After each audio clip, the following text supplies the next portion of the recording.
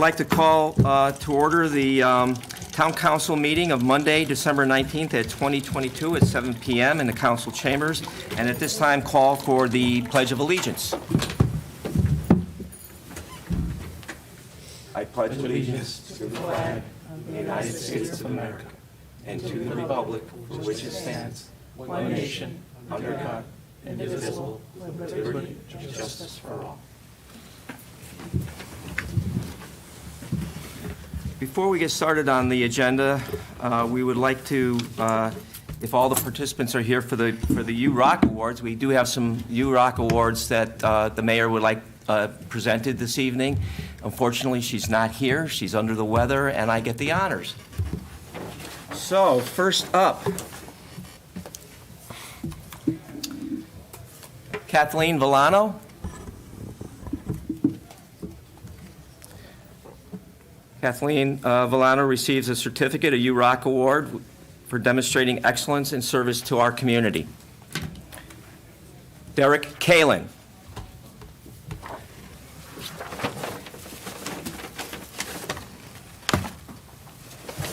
If you can come up, Derek, I appreciate that. And I think these might be, are they labeled? I don't think they're labeled. So I'm going to give that to you, the present, and a certificate of UROC Award. Thank you, Derek. Mina Shihata. Mina Shihata. Harya Nagabandi.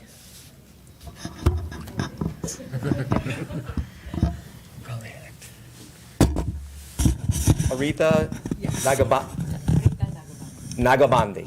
Congratulations.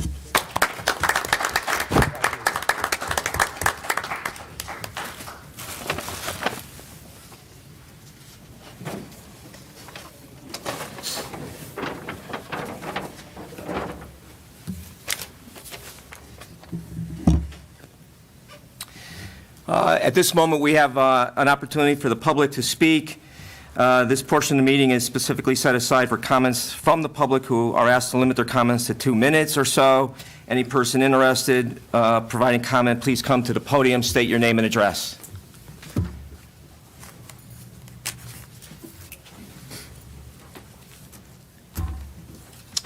My name is Neil Frutoso, 10 Belding Lane. Neil Frutoso of 10 Belding Lane. I'm the property owner. We're the subject of agenda item 9. I'm the owner of that property. Just want to take a few minutes for the record as it relates to the documentation that was submitted to your packet. On the page marked IX-A-1, the email from the town manager states, when the property on the east side was subdivided, the subject property, only a conservation easement over the area of the pipe and Belden Brook was granted to the town. Just wanted to note that that statement is incorrect. This was the town's initial belief, but since then it was discovered that there is in fact a drainage right-of-way on the east side of Belden Lane that's been there since the mid-50s and hadn't been properly recorded. Just like the one that the town manager cited on the west end of the pipe, which is the Cedar Hollow side. The easement's 20 by 25 feet. And was put into place for the purpose of construction, building, maintaining, cleaning, repairing, reconstruction, and inspecting at all times a drainer pipe.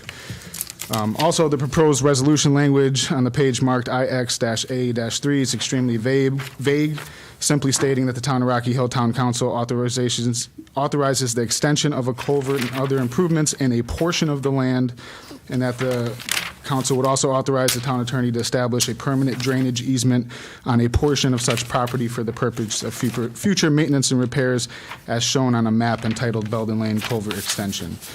The town attorney's already gone on record stating that the current easement language is vague. I believe that the resolution language in this packet is also too vague as it does not clearly outline geographical boundaries of this extension and should more specifically call out the types of work to be completed, instead of using words like portion of and referring to maps and plans that are not fully finalized and have not met all 11 conditions of the Open Space and Conservation Commission's approval. Also on page IX-A.1, it states the council needs to allow for disturbance within the easement and allow for a new maintenance easement, which the homeowner, which would be me and my family, would have to grant and be compensated for. To date, this compensation has not been discussed with me, and I believe this should also be agreed upon before approving the resolution. In summary, I ask that the council does not approve this resolution as presented, and until the resolution more specifically outlines the geographical boundaries of the extension, more specifically states the type of work that would be allowed, and a compensation agreement is reached with the property owners of 10 Belden Lane. I would also invite you to look at the current drainage right away and determine if it's truly not feasible to resolve the current issues of the failing pipe within that space. Sincerely, Neil and Nicole Frutuoso of 10 Belden Lane. Thank you. Does anybody want to, you guys want a copy of that? We'll take a copy of that, sure. You can start it at that end, and we'll pass it up. Perfect, there you go. Are there any other comments from the public? Any other comments from the public? Open. Okay. Deputy Mayor, before we move on, I'd just like to amend the agenda this evening. Like to move consent agenda item C, Rocky Hill Senior Community Center room rental fees, off the consent agenda and move it to new business item B. I'll second that. Any discussion? All in favor? Aye. All righty. So moved. Also, do I have a motion to add the resolution for Old Forge Memorial designation to the agenda? So it's here. Mimi, you were unable to be at that meeting at the naming committee. Otherwise, we'd have you nominate it, but maybe we could, can I go ahead and make the amendment? You need to Probably call, not. somebody needs to amend the agenda. I'll make Read this the, resolution in. yep, Well, no, before you do that, just amend the agenda to include. I'll continue to naming amend the committee. agenda and add new business item C, Old Forge Memorial designation. I'll second that. Any discussion? All in favor? It passes. Good, great, thank you. On the agenda, appointments and resignations. Counselor Duff, any? None. And we have none on our side, I believe. Counselor Prakash? No? Nope. Thank you.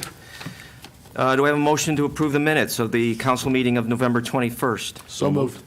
Second. All in favor? Aye. They pass. Subcommittee reports. First up is finance. Yeah, the Finance Committee did meet on December 8th. The good part of our meeting was spent on the discussion and the finalization of a draft for the Senior Community Center room rental fees, which we just moved to the new business item, and we could go through that in further detail at that point. On the consent agenda this evening, we do have the approval of an award of bid for reappraisal, reevaluation of property for the October 1, 2023 grand list, and that was awarded to reappraisal and, to Equality Valuation Services LLC of Waterbury, Connecticut, at a cost of $120,000. We went through our special revenue accounts, and there was nothing really to share from there. Everything was in line with where we expected. We reviewed the revenue and expenditures, and revenue collections are slightly ahead of schedule at this point compared to prior years, and expenses were in line. And that concludes the finance report. Thank you. Government operations. Government operations has not met since our last town council meeting. Ray, I have January 2nd as our next meeting, but I presume we're closed that day. So is the next meeting in February, or is there one on the 3rd maybe? Do you have the calendar handy? Let me take a look. Okay. Well, does this have 2023 on it? Let's see.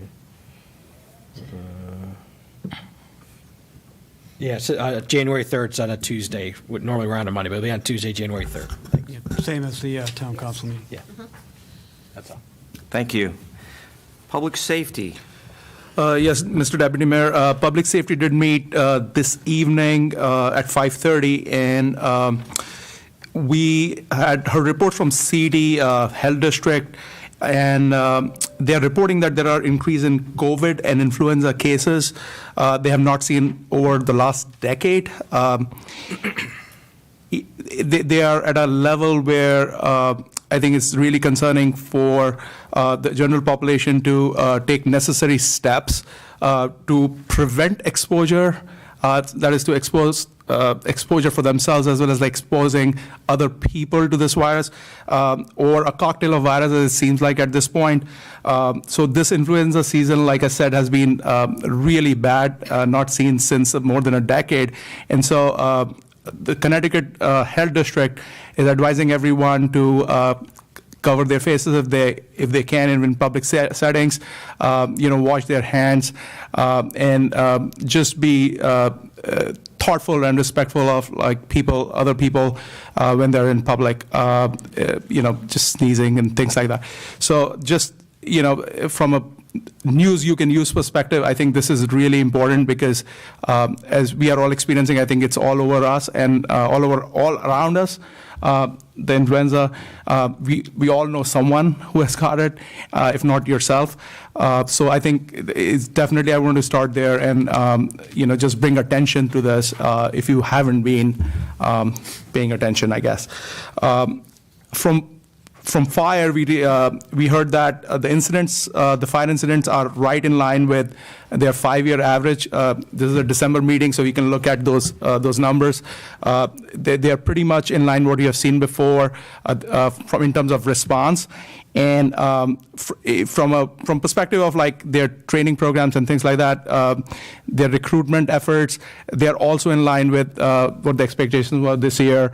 And going forward, what it sounded like was like, the fire, EMT, police, they are looking at ways to recruit as a town. In lack of a better word, it's like a job fair where they can bring more people into these fairs and have a bigger recruiting pool. So this was the idea discussed within fire, but then they are bringing it to other departments within the general town hall. So. Again, like this will be an exciting way to recruit. Dana is here, our HR head, and I'm sure she has something to say about that. But this was something I thought, which was an interesting idea for year 2023, just to get our recruiting efforts up, not just for public safety, just generally for the town. Also, I wanted to bring to notice that the police.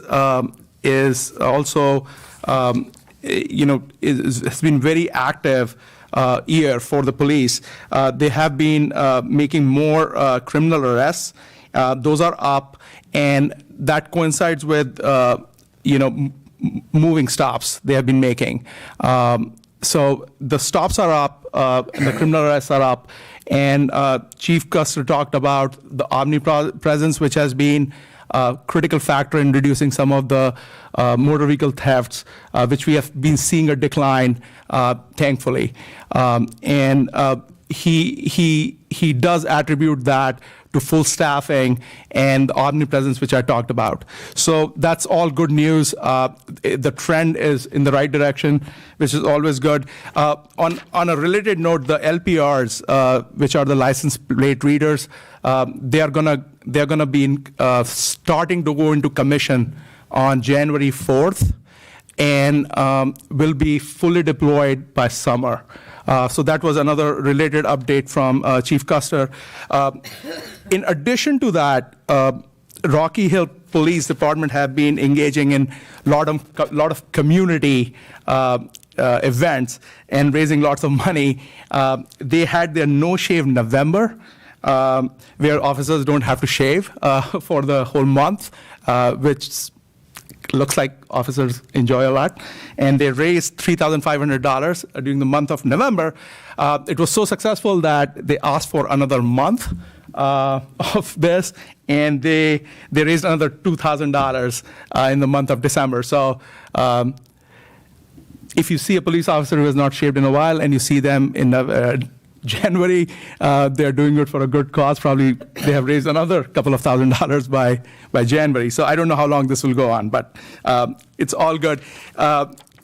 They also participated in a Special Olympics fundraiser and raised $10,300. And they will be doing another one, will be part of another one on December 22nd.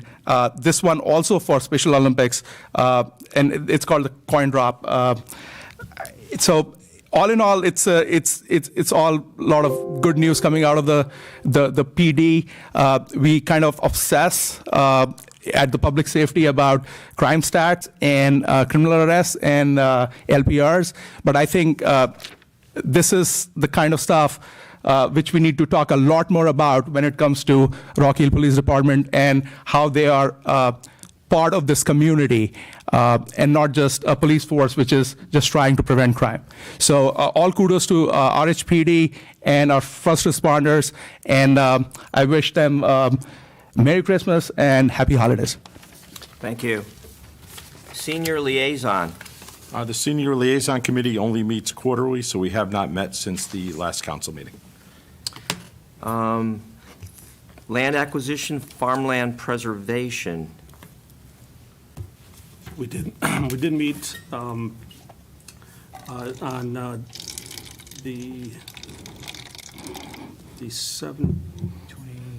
25th, I think it was here. I'm pulling up my notes, Ray. Maybe you can help me with. I believe we had a special meeting on the 25th to do a site walk with Zuvik Engineering, and then I believe we met on the 27th, if I'm correct. Correct. To review the final, semi-final draft of the land use plan. Right, the results of town staff meeting with Zubik. With Zuvik in Yukon, the Yukon School of Architecture and Plant Science, Landscape Architecture and Plant Science. We had a meeting to review those issues, and now staff is now reviewing the plan that was submitted to the Inland Wetlands Commission by Zuvik Inc., our consultant, to include the site work and the remediation. And so staff is still reviewing. There are some issues we have to take care of before we get to the next step. We don't have a wetlands issue, and we don't have a larger pollution issue, so those are all good things. Councilor Duff, would you have anything additional to add? Yeah, just had a question to the town manager. You mentioned that the application had been submitted to the Wetlands Open Space Committee. Do we have a timeline for when we anticipate that would be approved or maybe considered for approval? We're hoping to be on the agenda for January. So now we have to wait to the next meeting for February. So hopefully in February we can get that taken care of. And also we will schedule simultaneously with Planning and Zoning Commission because it does require a site plan in 8-24. Thank you.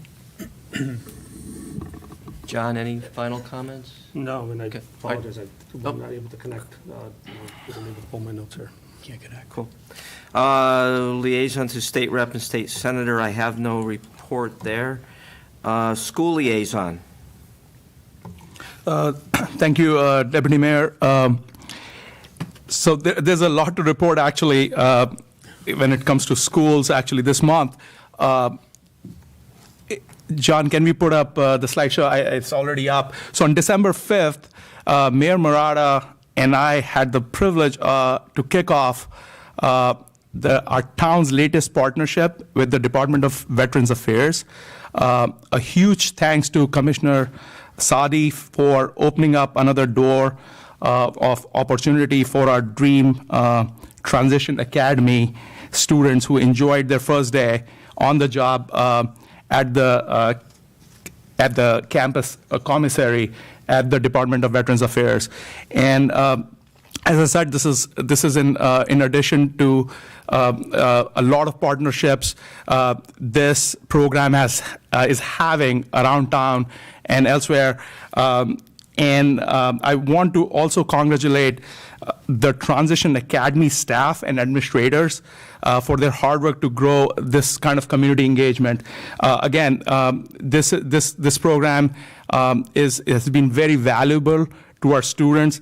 And if you're not familiar with the Dream Transition Academy, it's a post-secondary program for young adults between ages of 18 and 22 during their transition from school to adulthood. Instruction, community-based experiences, and internship opportunities focused on independent living and continuing education.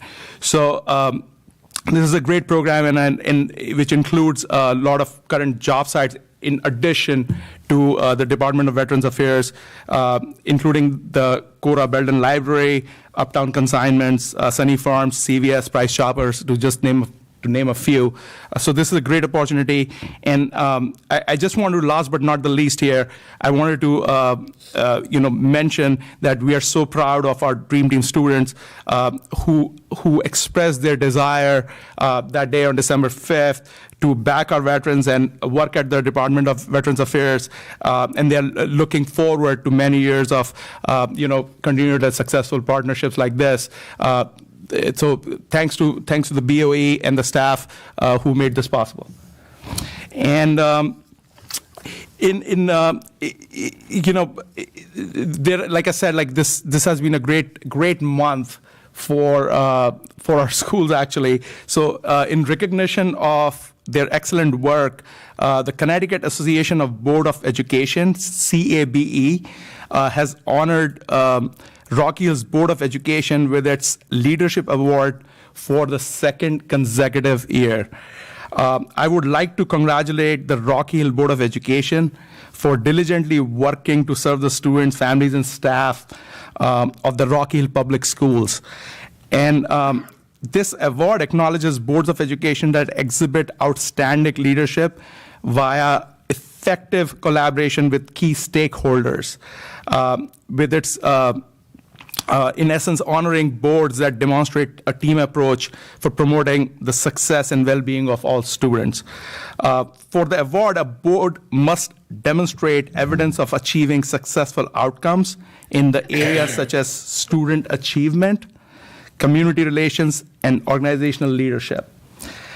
I would like to thank the board chair, Mr. Brian Dillon, and vice chair, Mrs. Stephen Slattery, for their steadfast leadership and consistently placing the needs of our students as their highest priority, while working with the mayor and me as the school liaison, particularly during the last 2 years during the pandemic.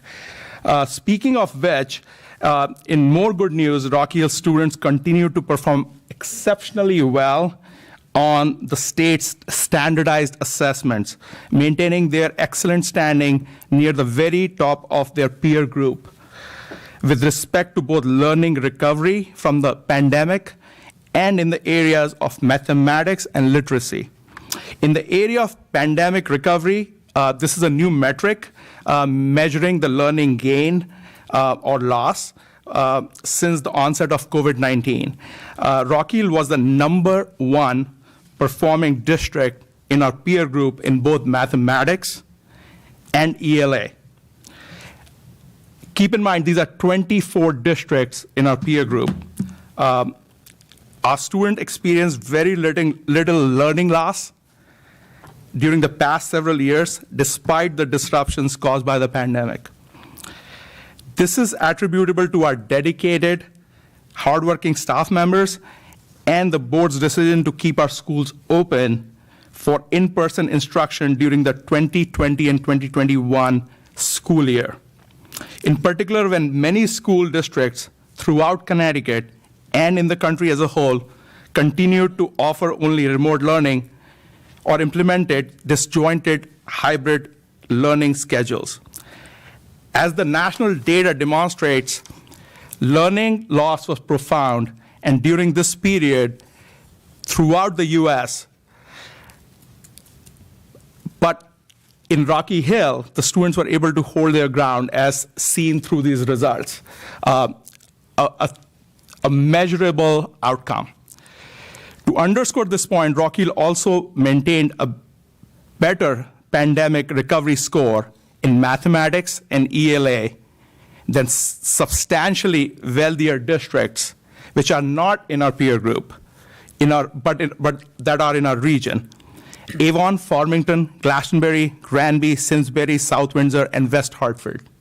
So we are not talking about just our peer group. Now we are talking about punching above our weight, so to say, right? And we did better than all of them when it came to pandemic recovery by any measurable, metric. So the academic standing of our students even more impressive when we consider the fact that Rocky Hill ranks 18th in spending on a per pupil basis among the 24 towns assigned to its peer group. Let that sink in, 18th, and we are on the top. Clearly, BOA is taking the taxpayer dollars allocated by this council and taking them a lot further than most towns in our peer group. So, the last but not least, I want to actually talk about something which happened in the last BOE meeting. And this is, again, was a reminder of why we are here. And it was something what we experienced today, something similar to what we experienced today. So the Board of Education recognized the superintendent's award winners and from the 5 schools. And there were a couple of students from each school. Their parents were here and in this chamber, and they were recognized for their outstanding achievements during the school year, not just this year, but the continuing excellence, right? And those students, the picture is on the. I don't know if anybody can see it in the audience, but we can see it at least. And it's a group of students who are really proud of, and I want to thank them for what they do for our school system, for their effort, and even more, I want to thank their families for being there for them and making this possible and creating a culture of learning and a great environment for our school system. So really proud of these kids. And last but not the least, I would like to mention that that a student name is Ron Orsini. He was recognized at this December 15th meeting for his outstanding citizenship.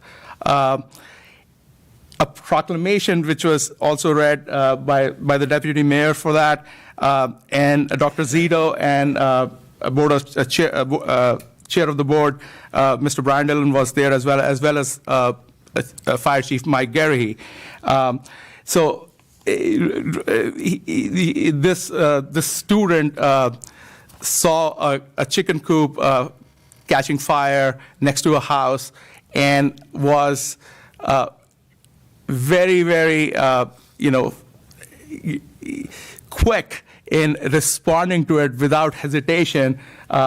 Like Chief Gary said that day, running into fire rather than running away from it is the definition of courage. And this student, Mr. Ron Orsini, showed that. So lot of good stuff happening in this town. And I'm just happy that I'm able to report all of this, Mr. Deputy Mayor. So thank you for giving me the opportunity. Again, happy holidays to everyone. Merry Christmas.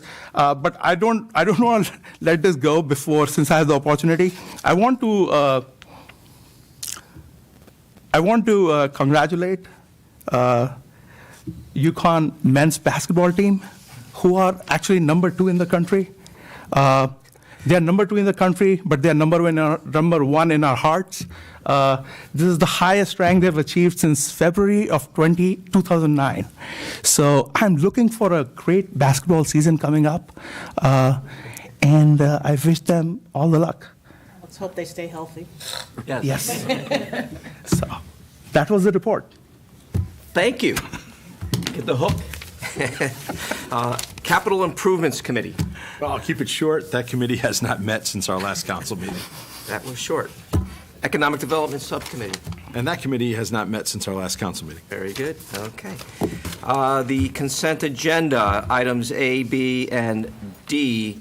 are the approvals of the Commission on Inclusion and Innovation bylaws, the approval of the reeval bid, and the approval of job descriptions. We don't have to take a motion on that. No, Deputy Mayor, make a motion to approve the consent agenda. Second. All in favor? Aye. Aye. Passes unanimously, all righty. Old business, discuss the possible action, American Rescue Plan ARP funding options for the remaining funds that we haven't dispersed. Are there any, No updates. No updates. nothing from staff?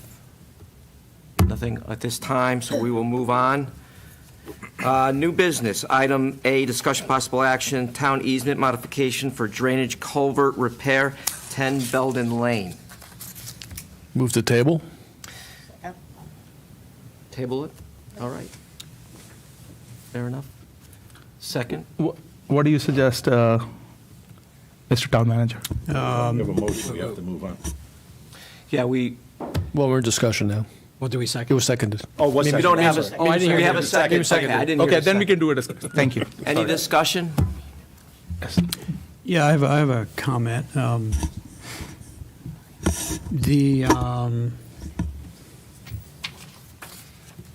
You have the memo. It explains the issue. The Wetland Commission approved a very specific plan, permit number 577, for the repair of the culvert, which is deteriorating at a rapid pace in Belden Lane.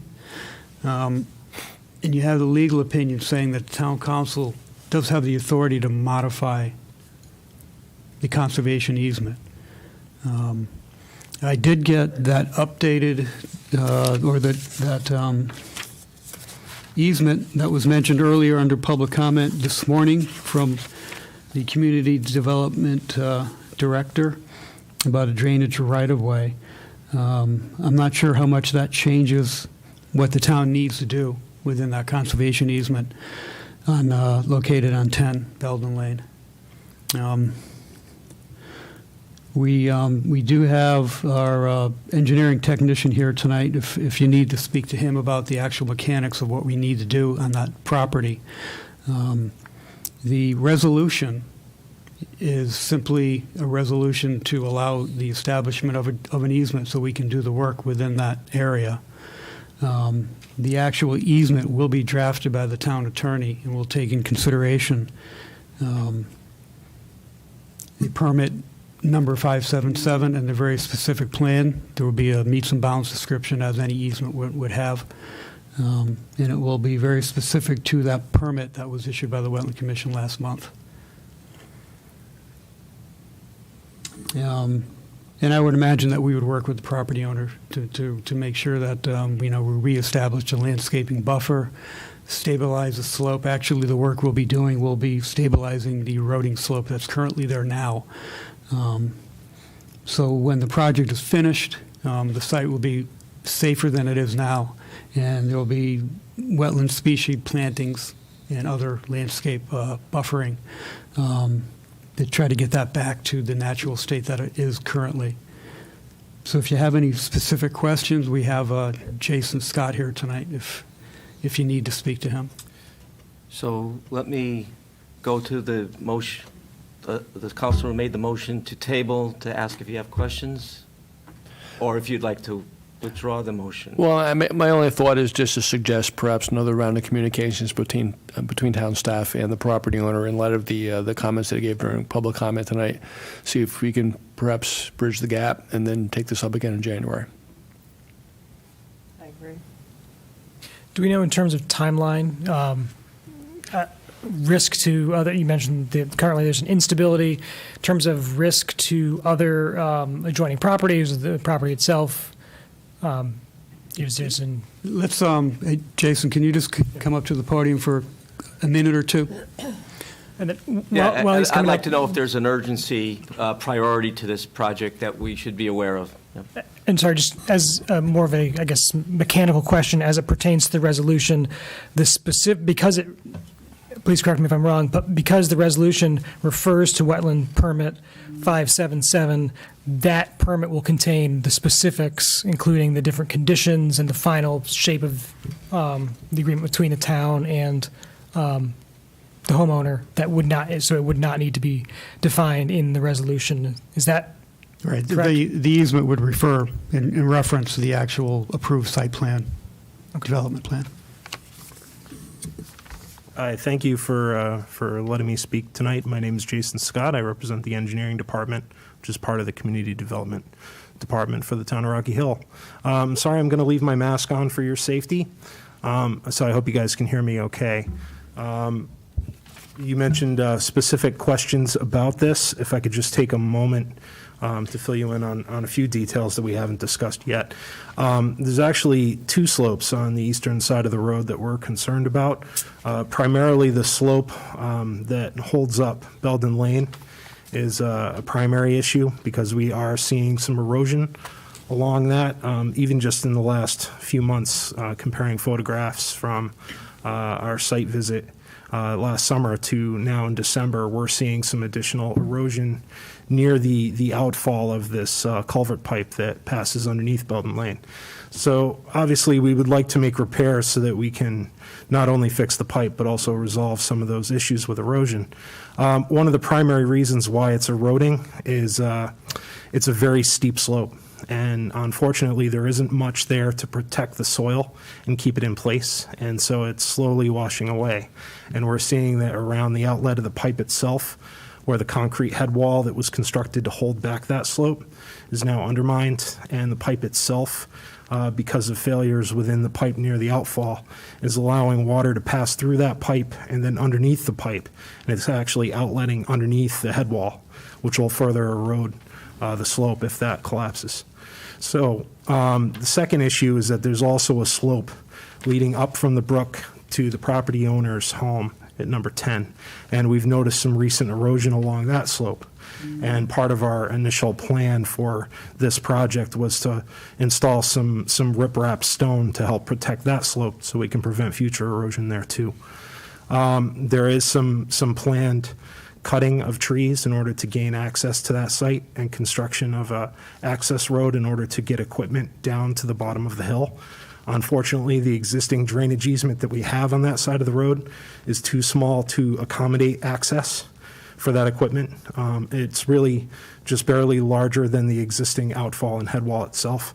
So unfortunately, in order to get down there with equipment that we'd like to be able to, in order to line the existing pipe in place without removal and replacement, would mean that we would have to get an easement prepared for access so that we can get down there. And that would be something that we would work with the homeowner to try to come to an agreement as to its dimensions, and then what sort of compensation would be necessary for that situation. But in order to do future design to our plans and figure out the scope of the work, we do need permission from the town of Rocky Hill to be able to conduct this type of construction because it does not fit within the exceptions that are currently on file for the conservation easement that also exists at this location. So in order to move ahead with our designs, if we're given approval from the homeowner, we would need your help in order to modify the existing conservation easement so that we could then create a new drainage maintenance easement if we get approval from the homeowner. May I? Yes, please. Jason, would 1 month or 2 weeks to 4 weeks cause an issue? No, we weren't planning on actually doing this work until summertime when flows in Belden Brook, which passes through that pipe, would be at its lowest levels. And I don't see an immediate threat based on my observation of these photos. It seems like something has failed and is in imminent sign of collapse. I don't see any sign of that based on the information I have in front of me today. So I would make probably, at this point, probably go along with that recommendation so we can, again, talk to the owner and, work out a solution and then come back. Yeah, and I would think the current wet conditions would also hamper you getting in there and doing anything. You probably wouldn't be working on it in the next couple weeks with the holidays and everything else. So tabling it as Councilor O'Sullivan's motion asked for seems reasonable. Just keep in mind, there's no early January council meeting. Yeah. So it's the Yeah, it's the second one. So That'll be fine. It's not a problem, but just so everybody knows. Any other questions? And just so, just so I'm clear on the ask of council is to allow the town to give, allow the work to be done by modifying the existing easement. It's not to specify the terms of that easement. So our approval just would allow town staff to negotiate with the owner to create the easement, the modified Right, easement. I would negotiate with the town attorney and the owner.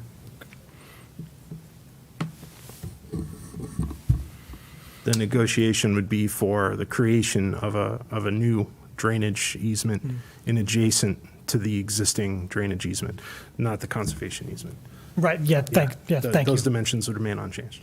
And then you mentioned, and I don't want to overlap with the work that Wetlands has already been done, has been doing, but in terms of, you mentioned, some things that made my ears perk up a little bit when cutting of trees, construction of an access road, that plan's already gone through Wetlands, and that's what those 11 other conditions are modifying? They've asked as conditions of the permit that we generate a plan showing exactly what we intend on doing and come up with a planting plan that would satisfy that board so that we have something in place that would suit the homeowner as well as inland wetlands.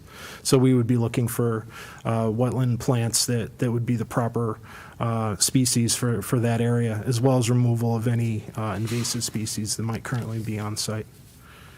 Thank you. I mean, I think all that supports further dialogue with the homeowner before we take any official action on this. So we have the motion, we have the second. All in favor? Aye. Okay, that passed. It's tabled. The approval of the, let's see, item B is the approval of the Rocky Hill Senior Center room rental fee agreement in our packet. Would you like me to start with that? Probably best. Okay, so we're aware we have the Community Senior Center room rental fees. The council asked us to work with the Parks Department and town staff to put together a plan. The Finance Committee, Councilor O'Sullivan, Councilor Levine, and I went around a couple of times on this, and I'll just say we worked collaboratively on developing a plan. The first thing is, we do want to be able to rent space that we have in this beautiful new building. We wanted to make sure that we developed categories in which the rooms would be rented. The first category is strictly the town and the Board of Education, and that is the only category that's a priority user, meaning that they have first right to use those spaces. So that way, when we have events that come in, they could be booked around the town. We don't want to interfere with any of the town events that are already taking place from any of the departments. The second category is for 501c3 charitable nonprofits locally based in Rocky Hill, as well as the Rocky Hill political town committees. Those two groups will have no charge for using the space. If they're using them after hours and require custodial services, then there would be a charge to cover custodial services outside the normal operational hours. The third category is for Rocky Hill businesses, other Rocky Hill organizations, and Rocky Hill residents. And we have a table for different fees based upon which room, whether it's within normal work hours or after hours.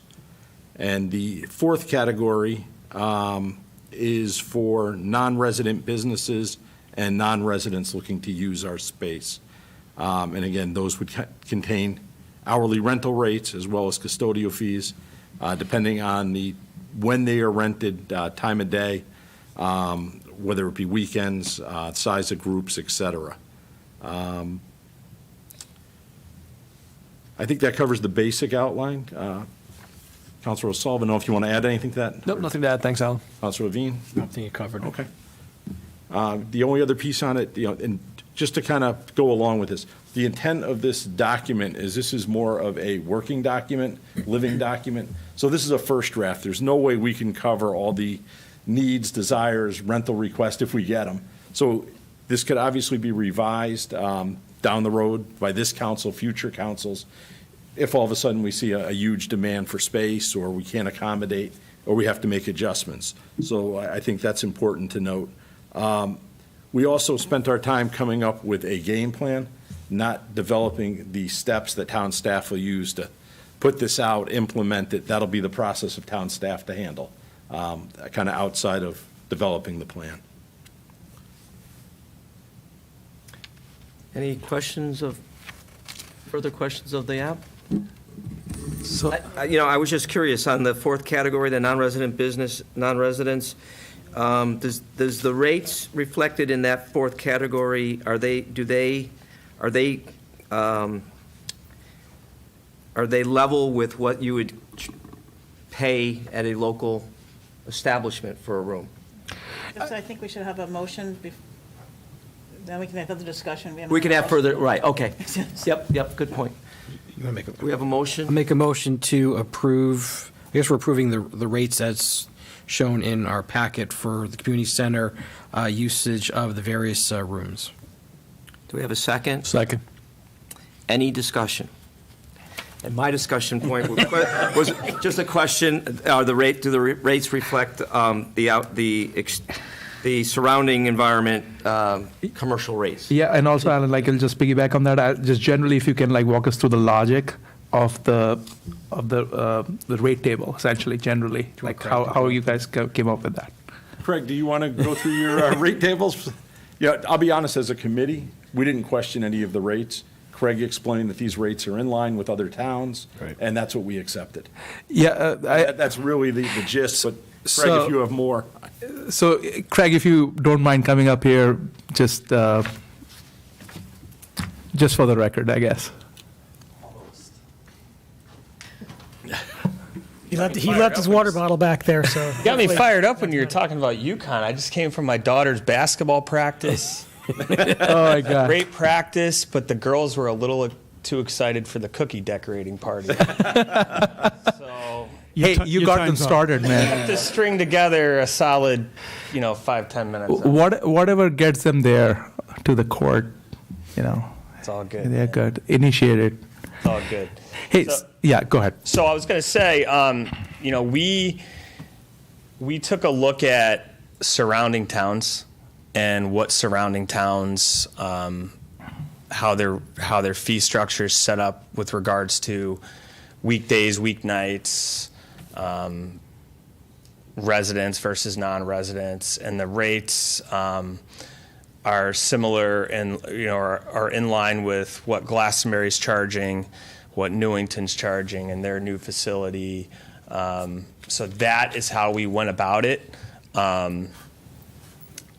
It's right in line with what our surrounding towns are charging, and it's a new facility. So it's to blunt and honest about it. We kept it municipal, community, senior center, specific. Nothing with private facilities. Yeah, and that's where I was going with my question, because as long as we cover the downside, like whatever the risk associated with this kind of rentals are, as long as we are covered with that, I still want it to be something which our residents can use, right? And it's not cost prohibitive, right? That's all I'm like. As long as we kind of protect the downside while having, an enough incentive for people to use it. That's kind of the line I'm thinking, and it looks like you kind of walked that already. So Yeah. And it's fair with regards to our residents. So, our residents are our priority. Right. So that's what we did. Yeah, Ray? You had No, I'm just agreeing, we did do that, so. So on the commercial, my question on the commercial rate was just that, will commercial uses find our rate better and are willing to pay that and bump out our residents? Is it cheaper than renting a room at Michelangelo's or Taco Bell or wherever? I mean, I couldn't answer that for you Okay. as far All as right. a private versus, those are all different. So if we find that situation is occurring, that commercially it's attractive and people are, we're finding that we're doing more commercial rental than we are resident, or local, local groups, volunteer groups, then we might tweak that rate. Yeah, Yeah. like Alan said, I think it's a working document. I also want to point out, that, our facility, as nice as it is, it's not the AquaTurf. It's not Aria down in Waterbury. It's different. It's not exactly set up to be those facilities. It's a warming kitchen. It's not, people aren't going to be cooking food in our kitchen. They're going to be catering it. Right. So, there's going to be some costs associated for those parties that want to bring in food. They're going to have to pay the caterer separate to bring their food in. So, Just some, if I may, like we've all said, it is a working document, and if we find out that we are higher and we're not serving the community properly, we just come back and you tweak. Yeah, my concern was it was too low, and we create demand from the commercial community outside, and they're eating up our time. no, I think it's pretty in line with Okay. what surrounding towns are putting out there.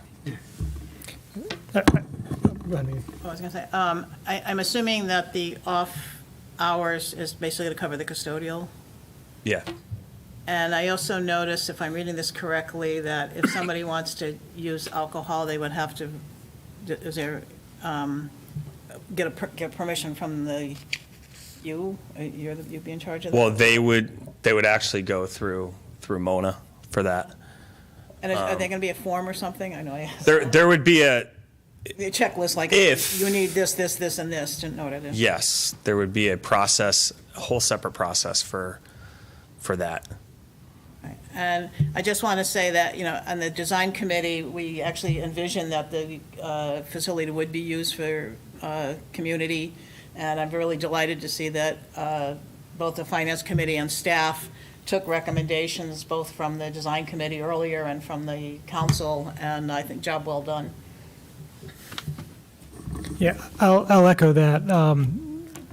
I think the document's very comprehensive, and Craig, I think you brought, and whomever else may have worked on it, brought did a really good summary of the local towns, and then the members of the council who were on the finance committee certainly fielded a lot of perhaps specific questions, but really I think came up with a really good document for our town that hopefully will serve the needs of our public well. I did have just a couple questions, and I'll just throw them at you because I think they're pretty quick. Where's the form going to be available? Because that kind of triggers someone renting the facility. When do we think the program will start? And then if folks have questions about how their event will fit the community center, do we have a point of contact that they would reach out to at Parks and Rec? Yes, so good questions. The form would be available online. It would be available if you come in to our, and we could probably even get it to be a fillable PDF too, as well. So we could do a fillable PDF. They could come in, to the center. And then the main point of contact for that would be Rita, because she would best be able to juggle, what we have in the center currently versus the prospective dates that people might want to use the center for whatever event they're trying to plan out. And then the last thing, and thank you. The last thing, it's a really good starting point. We may have come up with a perfect plan, who knows? But it'd be interesting just to see how we're going to track the different rentals, to see over a quarter or 6 months, whatever makes sense. We don't want to create a big burden, but how many rentals we have, and maybe if we know like what type of events that they're used for, so we can figure out, how close are we? Do we need to tweak? And I think that would just be kind of interesting to do as we're starting this off. We could do that too. Yeah. With our MyRec system. Yeah, You that'd can be track great. whoever uses what room from what organization, resident versus non-resident versus, we'll be able to even put category 1, 2, 3, and 4. We can document all of that. Yeah, that would be great to know, because the public helped, they bought the facility, so hopefully they're going to be getting a lot of good use out of it. Yep. Yeah, and the facility, like Councilor Thoreau said, it's pretty active already, which is great. It's busy down there every night now. So with our programming and some of the after-hours senior programming, so Thanks for your work. off to a good start. Thanks. So we'll take a vote. All in favor? Aye. It passes unanimous. All right. Thank you, Craig. Thank you, Craig. And then item C, new business, is the amended agenda item for the Town Council Resolution Old Forge Memorial designation. And I'll ask Ray to read in and just comment on the resolution for the naming committee. I hope everyone has a great holiday. Thank you. You as well, Craig, too. Thanks, Craig.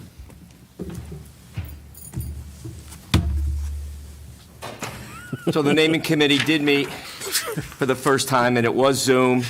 And the makeup of the the memorial naming committee is Councilor Mimi Lipschitz Thoreau, Councilor Ed Sharma, Republican at large Sandy Kelly, Republican at large. Oh, no. Oh, no. I mean, Democrat at large. Oh, yeah. Democrat at large Sandy Kelly. She was watching. She's on her way over Just change the balance of power in the Wetlands Committee. Republican at large Steve Slattery, and then one town staff member, Mary Hogan. And town manager Ray Carpentino sits in on the meeting.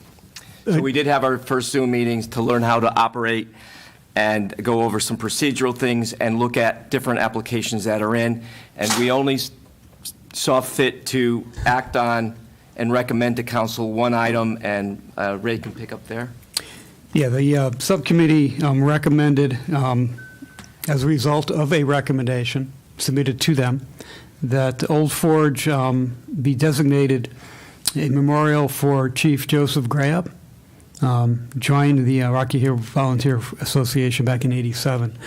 So there is a resolution on your table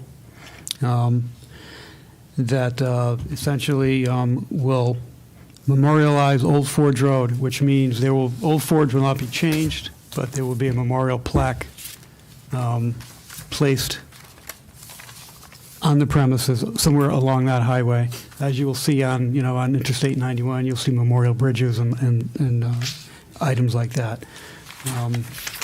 Would you like me to read this? Or So, would you want a so the- motion? Right, so the order of business tonight is to just approve this resolution to go formally on the agenda in January, and then the council can vote on it.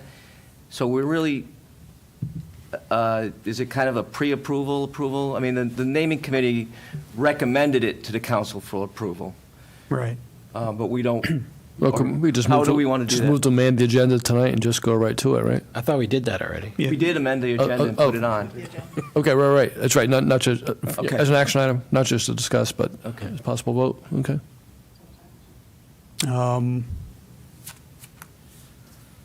Is this, I think the deputy mayor might have a point with the mayor being absent. Is this, So that's all I was considering, is that we agree to, I guess I'm saying table this for the January agenda, instead of voting to approve it.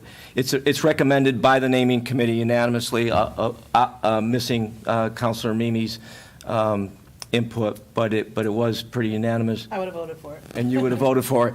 So, I know we could approve it tonight, but I'm just recommending that we table it for the January agenda for the mayor to be present. Do you need a motion to table? Yeah, I do. Motion, do I have a second? Oh, second. Just one Any comment. discussion? Yeah, just one comment. I think it's a good, oh, sorry, go ahead. Actually, motions to table are really not debatable.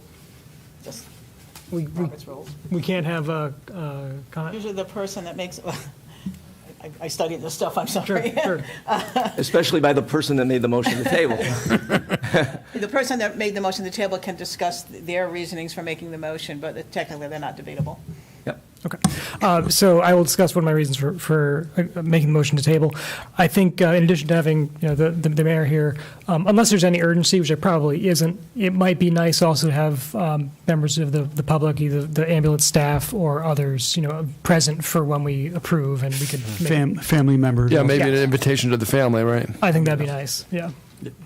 Perfect, yeah, because the naming committee did jump to the quick to have the Zoom meeting just to get this on the table, but we just didn't want to usurp the real council and a possibility of celebrating with the community. So great. So we accept the motion to. Well, we got Are we We have to vote. We have All to in vote. favor? of Taylor. Aye. All right, we table tables. that to the January. No mayor's report. Again, we wish the mayor well and hope that she is recovering quickly from her bad flu, bad flu. And we hope she's able to watch a little bit tonight. And we move to town manager's report. Could we take a 90-second break? Do I have a motion to take a break? 90 seconds. 90 seconds. Motion to take a 90-second break. Second? Start the clock. All in favor? Aye. We're on a break. I'll be right back.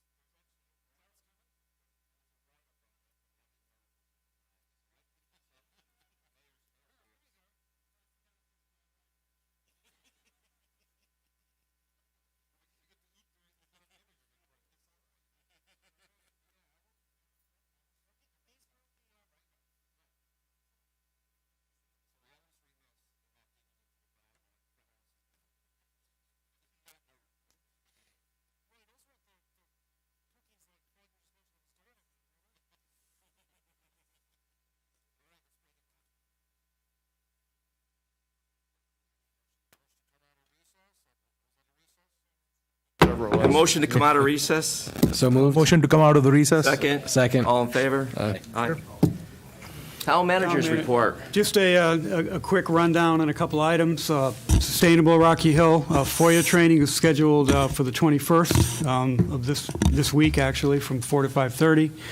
Dana McGee, Director of Human Resources and Legal Compliance, will be providing that training. And I am prepping, Mona is prepping me on the 2023-24 budget and the CIP process, utilizing our new software package. We had some training today on that. So we'll be working with the department heads. We have been working with the department heads on their needs and goals and their measurable action steps to accomplish those goals, so we can actually measure, what's going on and keep track of programs financially. The RFP was issued for the small cities rehab grant program for the senior housing. That deadline for application acceptance for grant consultants is 28th of December. They will be applying for a $4 million grant to do some rehab at their properties. And you already heard about Fill the Bucket, or did we not mention that at the public safety? Did you touch upon that? Councilor Prakash did mention that. Okay, And okay, well- his community outreach from the police. All right, we'll jump over that. There'll be a bunch of police officers on Silas Deane Highway and Elm Street, so you better stop and give them some money. It's similar to when the fire department holds their boot out and people drive by and drop donations into it. They'll be collecting in that fashion. And I heard Santa might be there, too. Oh, And some couple of various items regarding some economic development. Connecticut Lottery, they're relocating to Wallingford. They're already retrofitting a space down there. The commercial realtor is working diligently to try to fill that large 125,000 square foot space with 40-foot ceilings. We've had many inquiries regarding retail cannabis.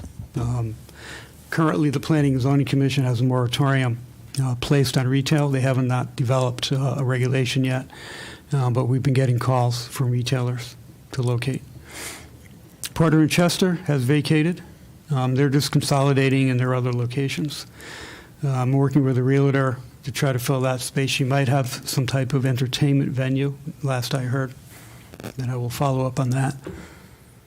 And our Parks and Rec Director, Craig Bowman, is working, we're not working with, but having discussions with Frontier about the possibility of bringing fiber into Elmridge Park, various locations which will allow people to access Wi-Fi when they're out there.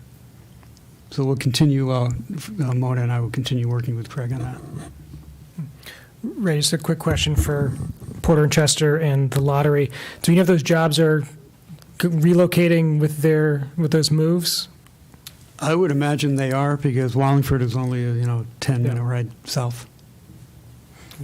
Thanks. Thank you, Ray. And at this moment, I'm just going to open it up to the other counselors, since Counselor Prakash took so much time to talk about the Huskies and wish people a season greeting. If any counselor would like to address the public with a greeting, please, at this time.